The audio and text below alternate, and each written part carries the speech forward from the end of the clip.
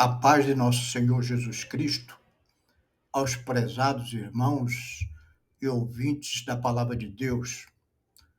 Espero que todos estejam bem, com disposição para, nesta oportunidade, meditarmos em mais uma escola bíblica dominical.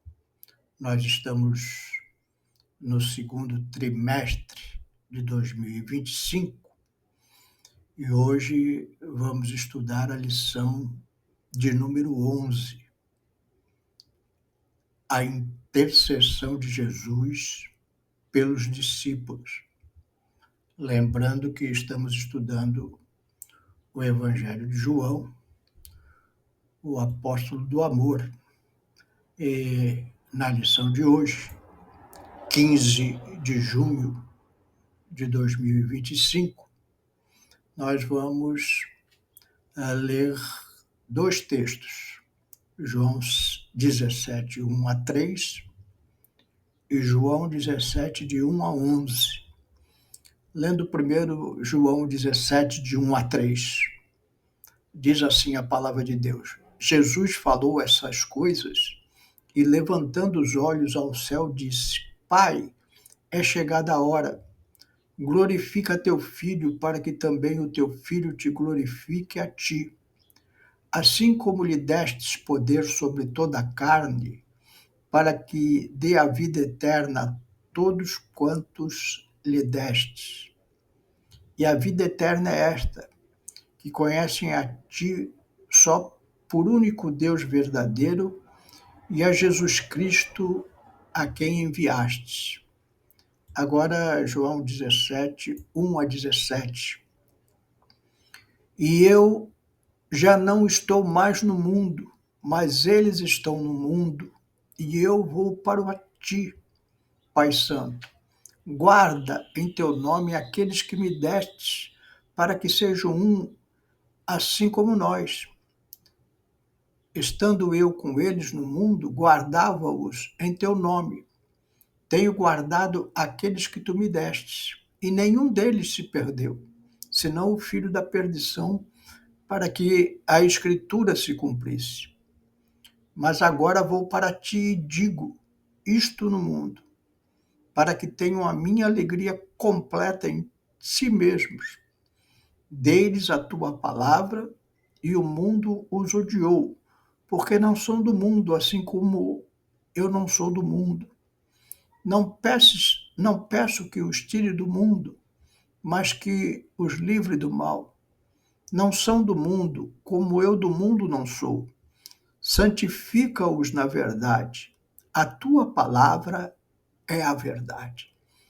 Vamos fazer uma breve oração pedindo que Deus intervenha neste momento sobre os nossos pensamentos, trazendo respostas para a nossa vida espiritual. Senhor, meu Deus, aqui diante da tua palavra, Senhor, pedimos da tua graça, nos orienta pelo teu Santo Espírito, para que haja edificação nas nossas vidas espirituais, através do alimentar da tua palavra. É o que te pedimos em nome de Jesus. Amém. Lição de hoje, Jesus orando pelos discípulos, ela está subdividida em três partes. Na verdade, Jesus orou por si mesmo, Jesus orou pelos seus discípulos e Jesus orou pela igreja. Nesse trecho que lemos de João, sempre recomendando que você leia todo o Evangelho de João neste trimestre, para que você tenha um panorama geral do que João tinha no coração ao nos escrever este Evangelho. Primeira parte da nossa lição, vamos ver sobre a oração de Jesus por si mesmo. Em João 17, 1, Jesus diz assim: Jesus falou estas coisas e, levantando os olhos ao céu, disse: Pai, é chegada a hora. Glorifica teu filho, para que também o teu filho glorifique a ti. Nós precisamos entender bem essa palavra glorifica. No contexto religioso, no tempo de Jesus, ela tem um significado profundo. Quando Jesus pede que o Pai o glorifique, ele está falando sobre sua morte, a ressurreição e exaltação. A glória aqui não é apenas o reconhecimento ou honra, mas a manifestação do propósito divino através do seu sacrifício. Explicando isso numa linguagem de hoje, podemos dizer que glorificar significa revelar algo em sua grandeza e propósito verdadeiro. Aqui, no caso de Jesus, ele estava pedindo a Deus que mostrasse ao mundo, por meio da sua entrega, a vitória sobre a morte, o amor e a justiça divina. Então, é nesse ponto que Jesus ora, né, nesse sentido, pedindo para que o Pai o glorifique, no sentido de ter cumprido o propósito divino, revelando a grandeza de Deus e o propósito verdadeiro, mostrando ao mundo que, por meio do seu sacrifício ali na cruz, a sua entrega, houve vitória sobre a morte, foi manifestado o amor de Deus e também a justiça divina, coisas que estão presentes a todos aqueles que manifestam desejo de conhecer a Jesus como Salvador. Segunda parte da nossa lição, Jesus intercede pelos seus discípulos. Lá em João 17,15 diz assim: não peço que os tire do mundo, mas que os livre do mal. Então, nós precisamos entender bem essas palavras de Jesus. Jesus ele está na véspera da cruz, falando ao Pai durante a sua última ceia aqui na terra. Ele já sabe o que vai acontecer e ora não só por si, mas pelos discípulos que ficarão no campo de batalha espiritual logo adiante.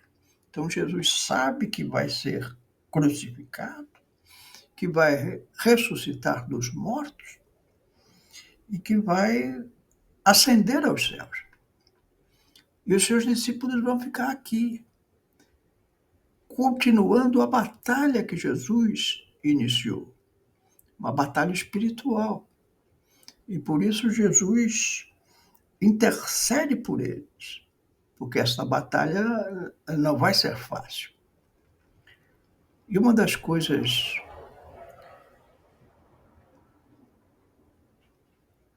que ele pede é que Deus não os tire do mundo, mas que eles não sejam do mundo. Os discípulos, eles continuavam inseridos na cultura da sua época, nas cidades, na família. E Jesus não quer que eles se tornem reféns dos valores e das pressões que se opõem a Deus. O discípulo de Jesus não deve ceder às pressões da cultura que ele vive. E há uma tensão, a tensão de estar aqui, mas não ser daqui. Isso é que define a identidade do cristão. influenciar sem se contaminar.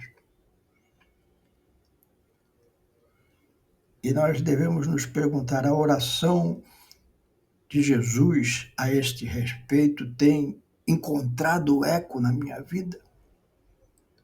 Eu estou aqui, mas não sou daqui. Eu exerço a influência da glória de Jesus sem me contaminar com o mundo.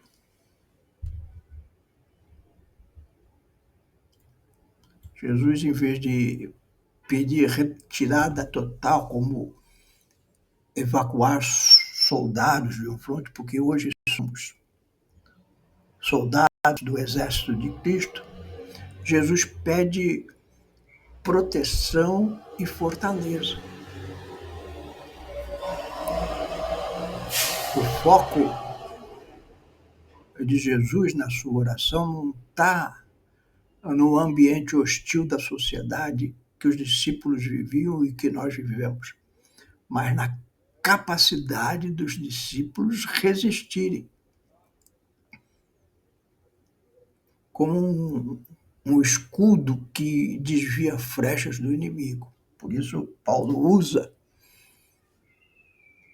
essa imagem da armadura de Deus. Essa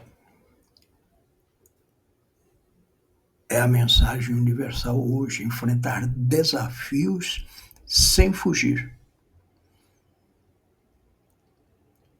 A vida moderna, a vida que vivemos, traz ansiedades, injustiças, tentações.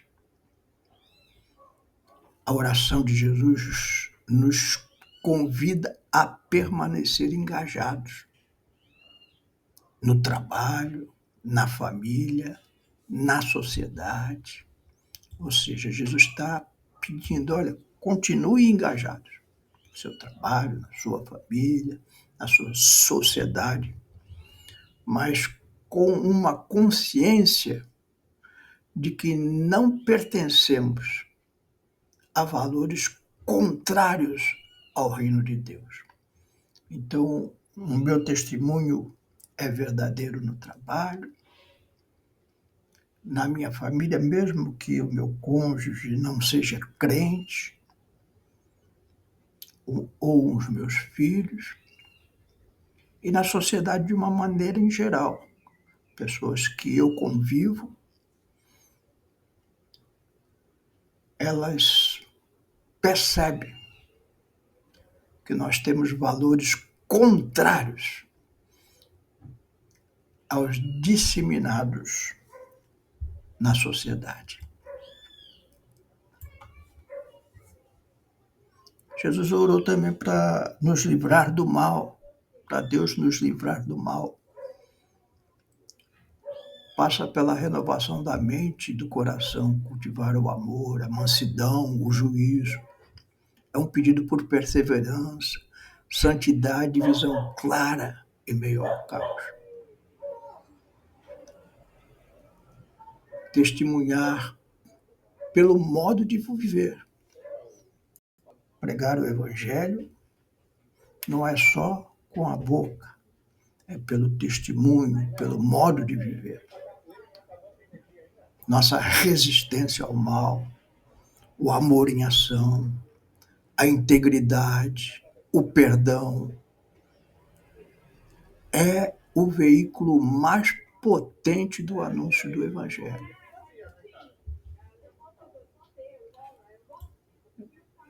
Deixo aqui uma metáfora final para essa reflexão. Imagine um marinheiro.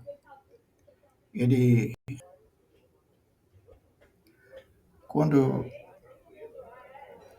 os discípulos estavam lá no mar revolto da Galileia e acordaram Jesus, e Jesus deu uma ordem para a tempestade e o mar se acalmou. Jesus trouxe uma lição espiritual ali, mas aqui Jesus está falando outra coisa. Olha, muitas vezes o mar vai estar revolto, o seu barco vai estar balançando. E você vai orar para a tempestade passar e a tempestade não passa. Não é todas as tempestades que Jesus acalma. Mas o que ele ora aqui é para você ter força e sabedoria para domar as velas, orientar a rota e manter-se firme até chegar ao porto seguro. Ou seja, nem sempre Jesus vai acalmar a tempestade. Às vezes acalma, mas às vezes o mar continua revolto e ele quer que os seus discípulos estejam preparados como bons marinheiros a enfrentar a tempestade, domando as velas, orientando as rotas, mantendo-se firme até chegar ao porto. E a terceira parte da nossa lição fala sobre Jesus interceder pela igreja. João 17, 20 a 21 diz assim: Eu não rogo somente por estes, mas também por aqueles que pela sua palavra hão de crer em mim, para que todos sejam um, como tu, ó Pai, o és em mim e eu em ti, que também eles sejam um em nós, para que o mundo creia que tu me enviaste. Então, a realidade atual nos mostra que essa oração de Jesus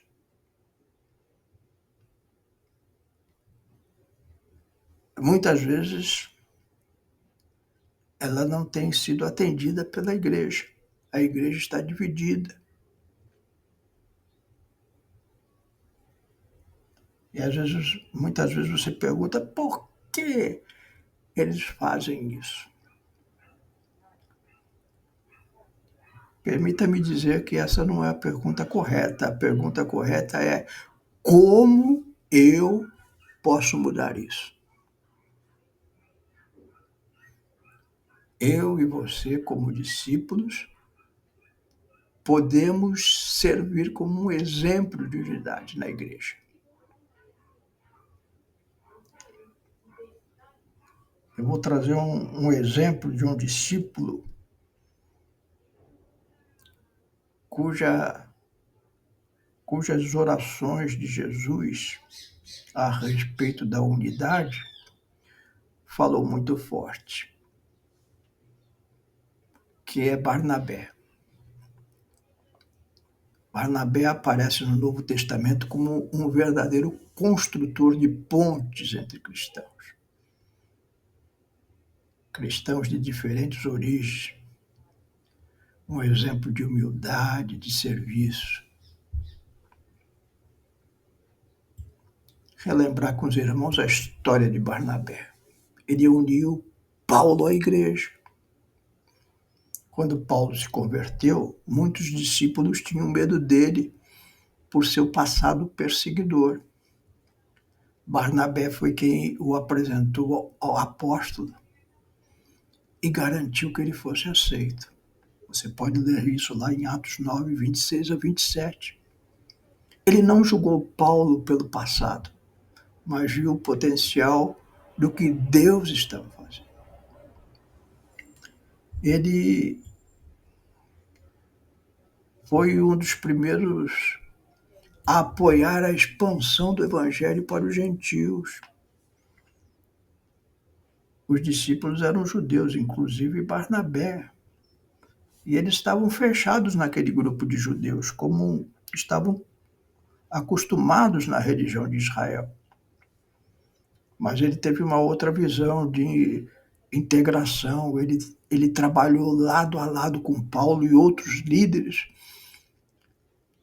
para garantir que a igreja não ficasse presa a divisões culturais. pode ler isso lá em Atos 11, 22 a 26. Então, ele creu nas palavras de Jesus e de pregar o evangelho a todo mundo é todo mundo, de qualquer raça, de qualquer nação.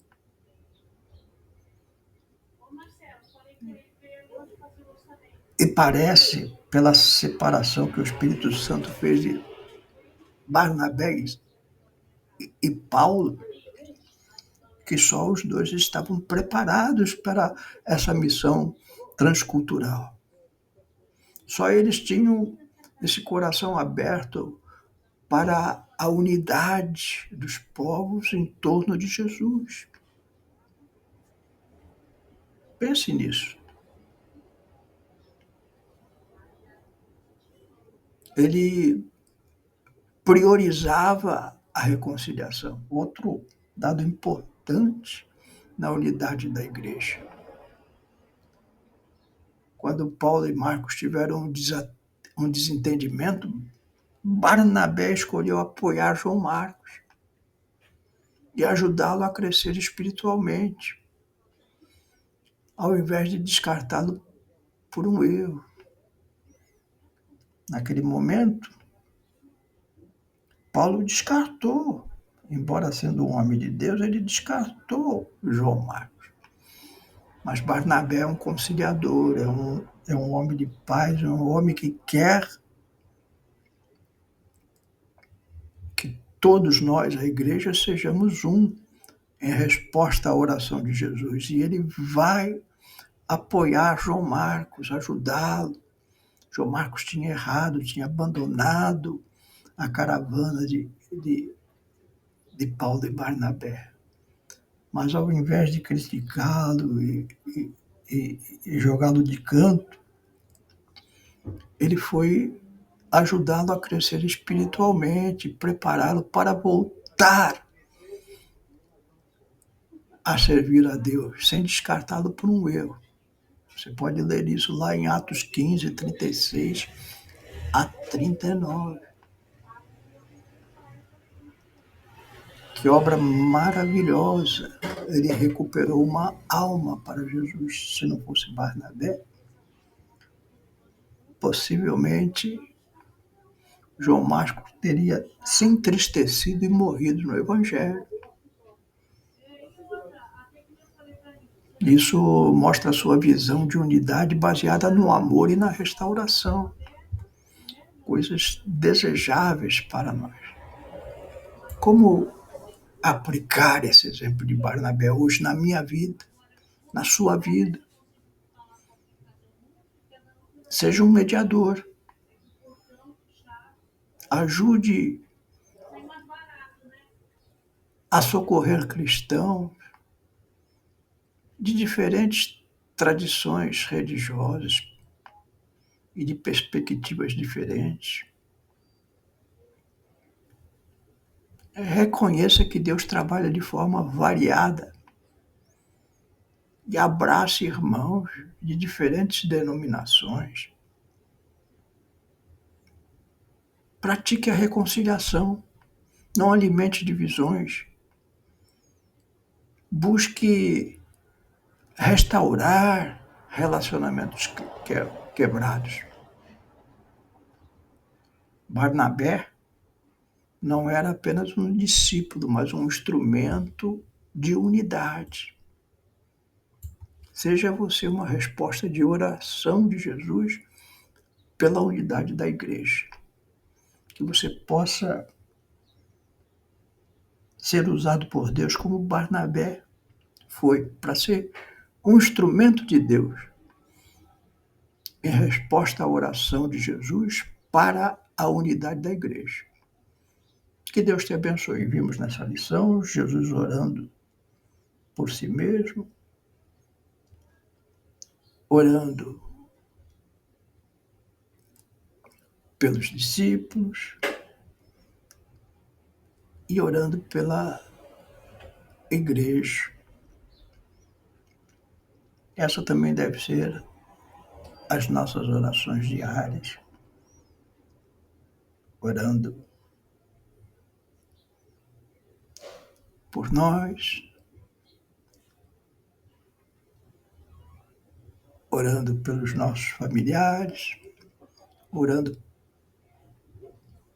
pela igreja, embora não esteja no texto, posso acrescentar, orando pela nossa nação e pela obra de alcançar todos os povos em Cristo. Que Deus te abençoe nesse propósito divino.